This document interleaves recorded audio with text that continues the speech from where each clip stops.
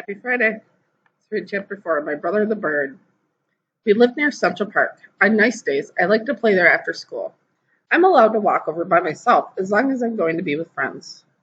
My mother doesn't want me hanging around the park alone. For one thing, Jimmy Fargo has been mugged 3 times. Twice for his bicycle and once for his money. Only he didn't have any to give the muggers. I've never been mugged, but sooner or later, it'll probably happen. My father told me what to do. Give the muggers whatever they want and try not to get hit on the head. Sometimes, after you're mugged, you get to go to the police headquarters. You look at a bunch of pictures of crooks to see if you can recognize the guys that mugged you. I think it would be neat to look at all those pictures. It's not that I want to get mugged, because that could be really scary. It's just that Jimmy Fargo's always talking about his visit to police headquarters. My father got mugged once in the subway by 2 girls and a guy. They took his wallet and his briefcase. He still travels around by subway, but my mother doesn't. She sticks to buses and taxis. Both my mother and father are always warning me never to talk to strangers in the park, because a lot of dope pushers hang around there. But taking dope is even dumber than smoking, so no one's going to hook me. We live on the west side of the park. If I want to get to the zoo and the pony carts, I have to walk all the way through to the east side. Sometimes my mother walks around the park with Fudge. He likes the animals a lot, especially the monkeys. He also likes the helium-filled balloons. I think he likes to see them float up in the sky,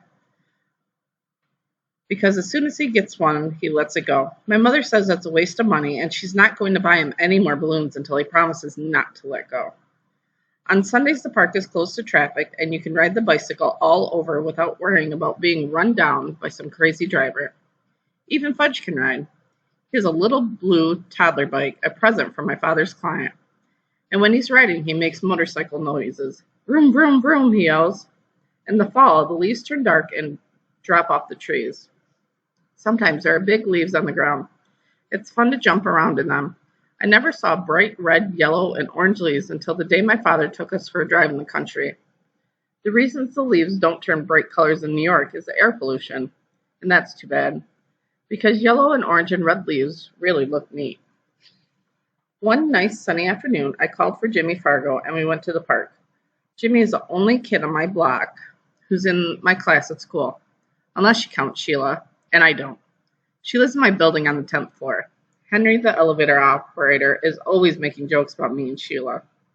He thinks we like each other. The truth is, I can't stand her. She's a real know-it-all. But I've discovered that most girls are. The worst thing about Sheila is the way she's always trying to touch me. And when she does, she yells, "Peter's got cooties, Peter's got cooties." I don't believe in cooties anymore. When I was in 2nd grade, I used to examine myself to see if I had them, but I never found any. By 4th grade, most kids give up on cooties, but not Sheila. She's still going strong, so I have to keep a safe distance from her. My mother thinks Sheila is the greatest. She's so smart, my mother says. And someday she's going to be a real beauty. Now that's the funniest, because Sheila looks a lot like the monkeys that Fudge is so crazy about. So maybe she'll look beautiful to some ape, but never to me. Me and Jimmy have this special group of rocks where we like to play when we're in the park. We play secret agent up there. Jimmy can imitate all kinds of foreign accents, probably because his father's a part-time actor. When he's not acting, he teaches a class at City College. Today, when we got to our rocks, who should be perched up there but Sheila? She was pretending to read a book, but I think she was just waiting for me and Jimmy to find out what we'd do when we found her on our own personal rocks. "Hey, Sheila," I said. "Those are our rocks." "Says who?" she said. "Come on, Sheila," Jimmy said, climbing up. "You know me and Peter hang out here." "Too bad for you," Sheila said. "Oh, Sheila," I shouted. "Go and find yourself another rock." "I like this one," she said, as if she owned the park. "So why don't you two go find another rock?" Just then, who should come tearing down the path but Fudge. My mother was right behind him, hollering, "Fudgy, wait for Mommy." But when Fudge gets going, he doesn't wait for anybody. He was after some pigeons. "Birdie, here, Birdie," he called. That brother of mine loves birds, but he can't get it through his head that the birds aren't about to let him catch them. "Hi, Mom," I said. My mother stopped running. "Peter, I am glad to see you. I can't keep up with Fudge. Mrs. Hatcher, Sheila called, scrambling down from our rock. I'll watch Fudge for you. I'll take very good care of him. Can I, Mrs. Hatcher? Oh, please. Sheila jumped up and down and begged some more. Jimmy gave me an elbow in the ribs. He thought that my mother would let Sheila watch Fudge, and then we'd be rid of her. We'd be free to play secret agent. But Jimmy didn't know that my mother would never trust Sheila with her dear little boy. Fudgy, in the meantime, was screaming, "Come back, birdies, come back to Fudgy." Then my mother did a strange thing. She checked her watch and said, "You know, I do have to run back to the apartment. I forgot to turn on the oven.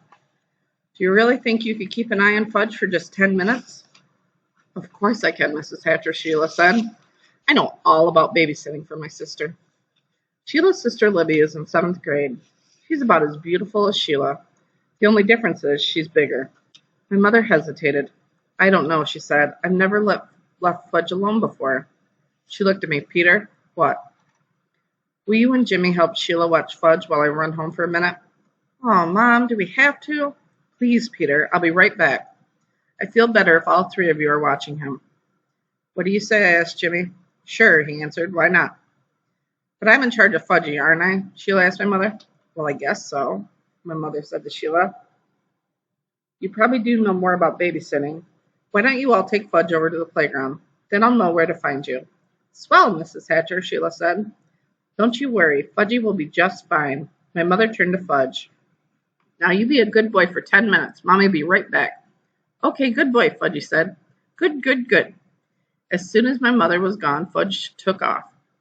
Can't catch me, he hollered. Can't catch Fudgy.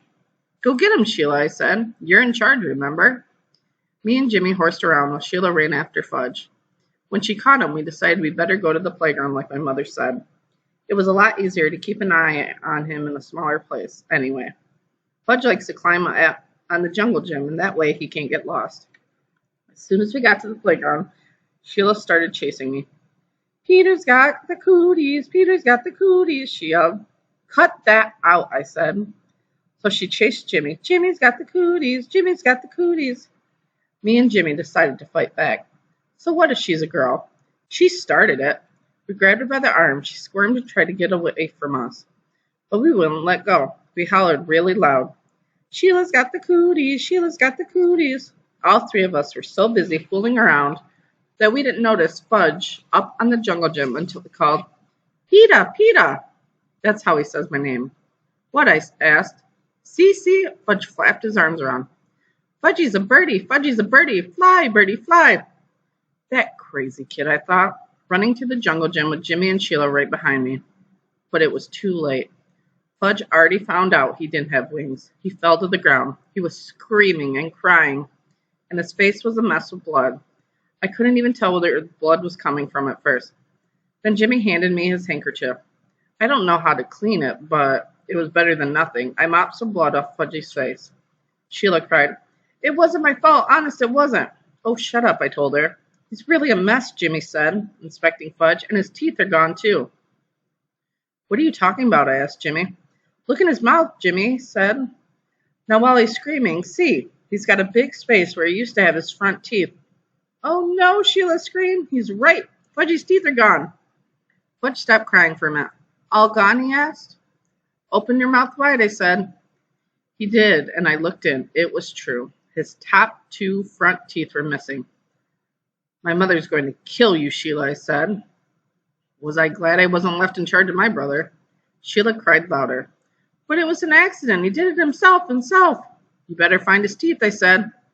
Where should I look? Sheila asked. On the ground, stupid. Sheila crawled around looking for Fudge's teeth. Well, I tried to clean him up some more. See, Fudge said, showing me all his wounds. Boo-boo here and here, more boo-boo here. His knees and elbows were all scraped up. I'm going to get your mother, Jimmy hollered, running out of the playground. Good idea, I called. I just can't find them, Sheila said. We'll keep looking, I yelled. Honestly, Peter, there aren't any teeth here.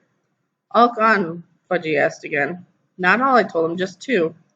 Fudgy started to scream. Want my teeth, want my teeth. Jimmy must have met my mother on her way back to the park because it only took about 2 minutes for her to get there. By that time, the whole crowd of kids had gathered around us. Most of them are crawling on the ground like Sheila, looking for Fudge's teeth.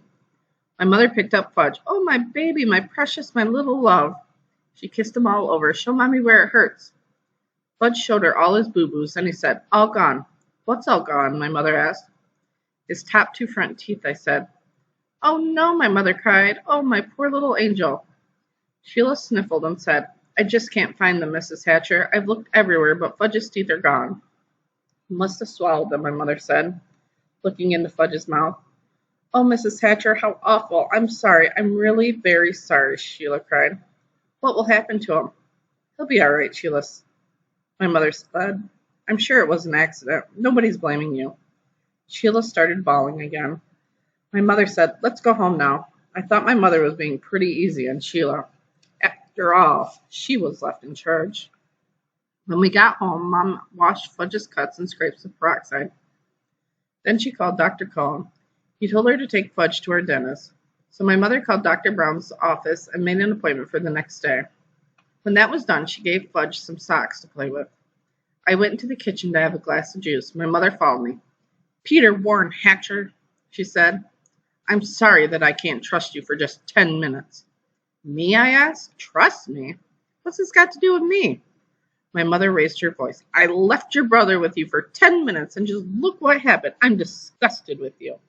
"It was Sheila's fault," I said. "You said Sheila was in charge."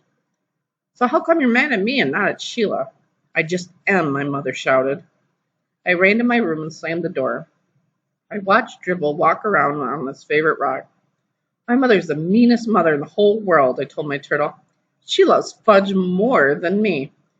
She doesn't even love me anymore. She doesn't even like me. Maybe I'm not a real son. Maybe someone left me in a basket on her doorstep. My real mother's probably a beautiful princess. I bet she'd like to have me back.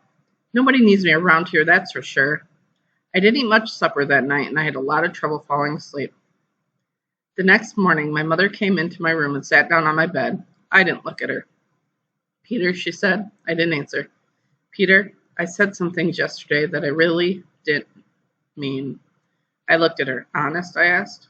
"Yes, you see, I was very upset over Fudge's accident, and I had to blame somebody. So I picked on you." "Yes," I said, "you sure did." "It wasn't your fault, though. I know that. It was an accident. It could have happened if I had been in the playground myself." "He wanted to fly," I said. "He thought it was a bird." "I don't think he'll try to fly again," my mother said. "Me neither," I told her. We both laughed, and I knew she was my real mother after all. I am excited to see your work that you're dropping off either tonight or tomorrow. So keep working on Dear Mr. Henshaw for next week, and you'll have directions for the rest of the stuff, and we'll talk more about it on Monday. Have a great weekend.